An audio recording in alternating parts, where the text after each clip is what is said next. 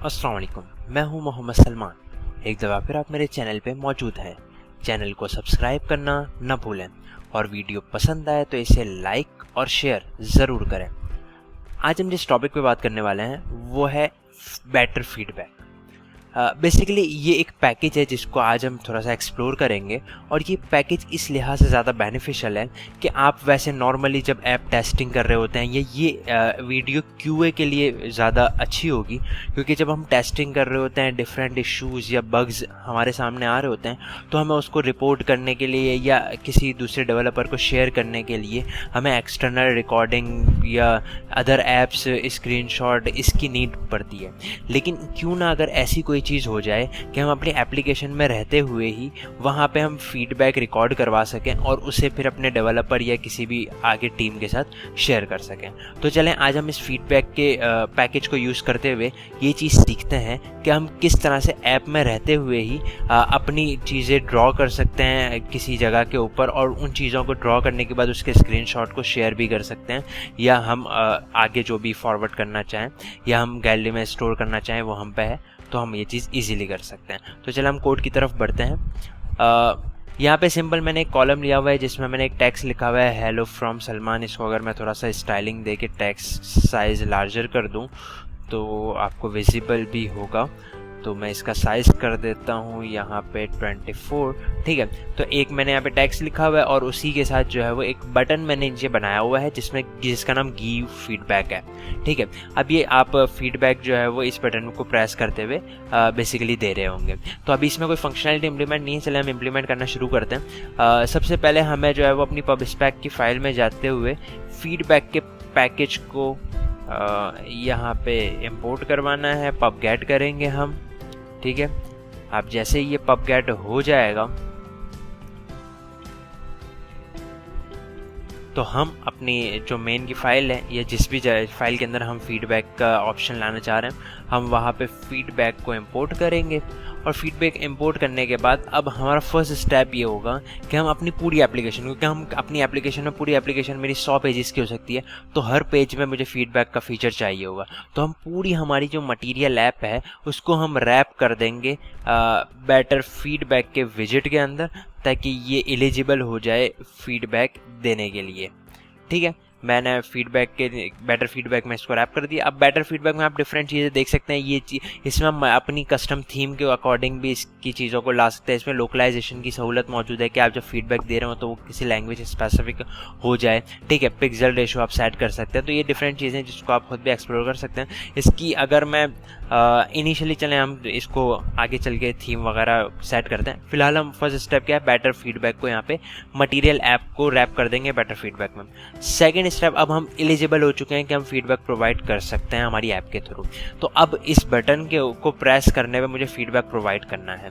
तो हम better feedback के ही फंक्शन को यूज़ करते हैं और बेटर फीडबैक में हम कॉन्टैक्ट्स के साथ हम इसके शो के फंक्शन को इस्तेमाल करते हैं। शो का फंक्शन बेसिकली क्या करता है कि आपके पास वो व्यू खोल देता है जिसके अंदर आप चीज़ों को ड्रॉ कर सकते हैं या आप जिस जगह पे फीडबैक देना है वो फीडबैक दे सकते हैं। मिसाल के तौर पे अब मैं कंट्रोल एस करता हूँ। अब कंट्रोल एस करने के बाद मैं इस बटन को प्रेस करता हूँ। मैंने जैसे बटन को प्रेस किया आपने देखा कि मेरी जो इस करंट स्क्रीन थी वो इसने एक व्यू में खोल दी और वो व्यू बेसिकली अब वहाँ पे मैं इजीली, मेरे पास 2 ऑप्शन मौजूद है, नेविगेट या ड्रॉ।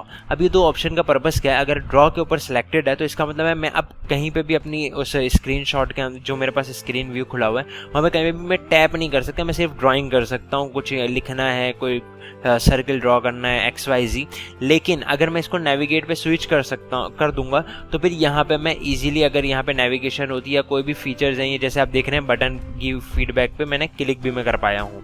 आप इसके ऊपर इसका ये होवर टाइप देख सकते हैं। लेकिन अगर मैं ड्रॉ पे क्लिक कर रहा हूँ तो ड्रॉ पे आप देखेंगे ये मैं नहीं कर पा रहा। तो ड्रॉ पे सिर्फ आप ड्राइंग कर सकते हैं। तो अब मैं एक कलर सेलेक्ट करता हूँ, रेड कलर मैंने सेलेक्ट किया और मैं यहाँ पे इसको सिलेक्ट करके बोलता हूँ और इसको सिलेक्ट करके बोलता हूँ कि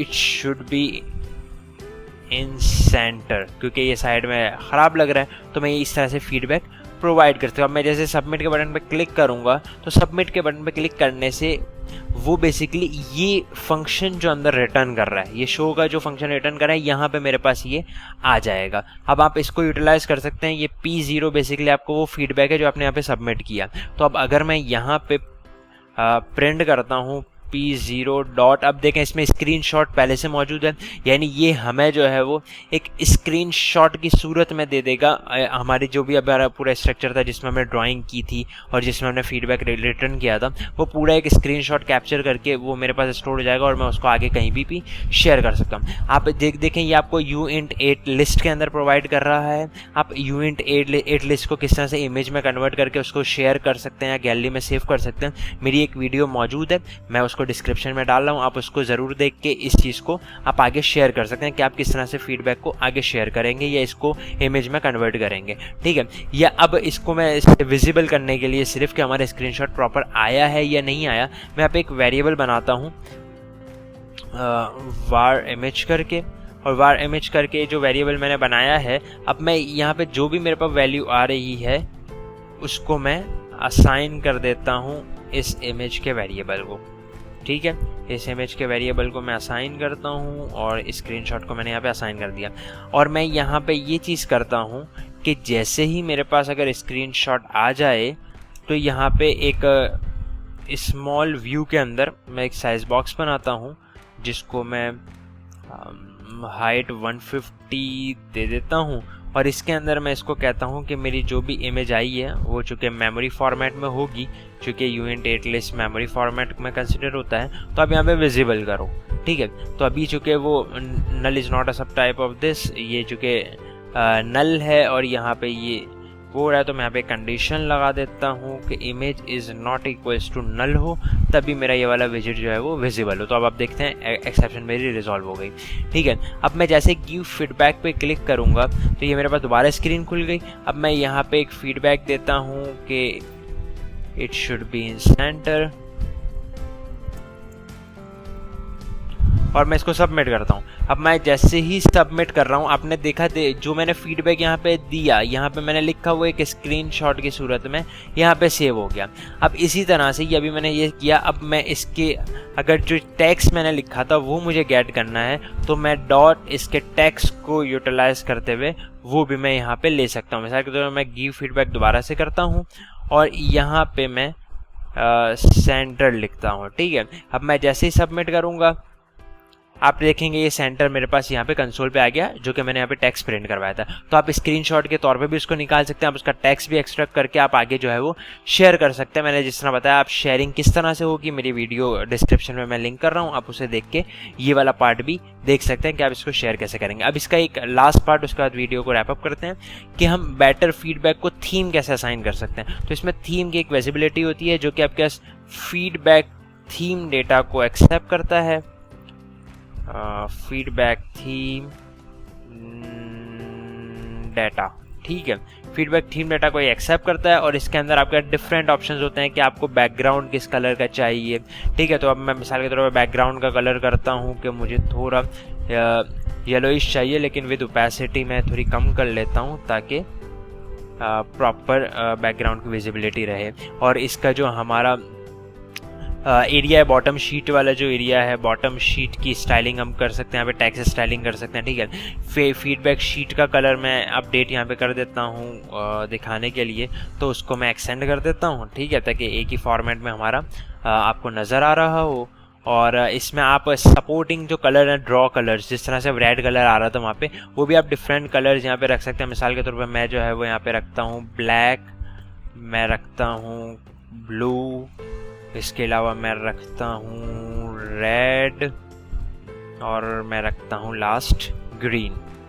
तो अब ये आप देखेंगे अभी सिर्फ मेरे पास थोड़ी देर पहले तक सिर्फ एक कलर आ रहा था जो कि रेड था, और अब यहाँ पे मैं इन चारों कलर की हेल्प से ड्राइंग कर सकता हूँ। लेकिन मुझे एप्लीकेशन को रीस्टार्ट करना पड़ेगा क्योंकि ये कॉन्फ़िगरेशन हमारी एप्लीकेशन से पहले हो रही है, ठीक है। मटेरियल ऐप जहाँ पे हम पास कर रहे हैं। तो अब जैसे मेरी एप्लीकेशन रिस्टार्ट हो गई, अब मैं गिव फीडबैक करता हूँ। अब गिव फीडबैक में देखेंगे मेरा बैकग्राउंड कलर भी येलो हो गया विद ओपेसिटी एक समथिंग।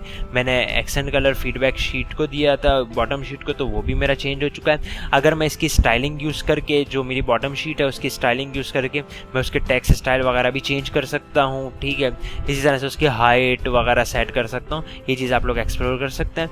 अदरवाइज जो है वो यहाँ पे आप देखेंगे, ये देखें रेड कलर आ गया, ये आपका ग्रीन कलर आ गया, ब्लू कलर आ गया और आपका ब्लैक। मैंने 4 कलर यहाँ पे रखे, तो वो कलर्स यहाँ पे आ गए जिसके थ्रू आप यहाँ पे ड्राइंग कर सकते हैं। उम्मीद है वीडियो आपको पसंद आई होगी। पसंद आई है तो इसे लाइक और शेयर ज़रूर करें, यह आपको टेस्टिंग में बहुत हेल्प करेगी। अपना ख्याल रखें। अल्लाह हाफिज़।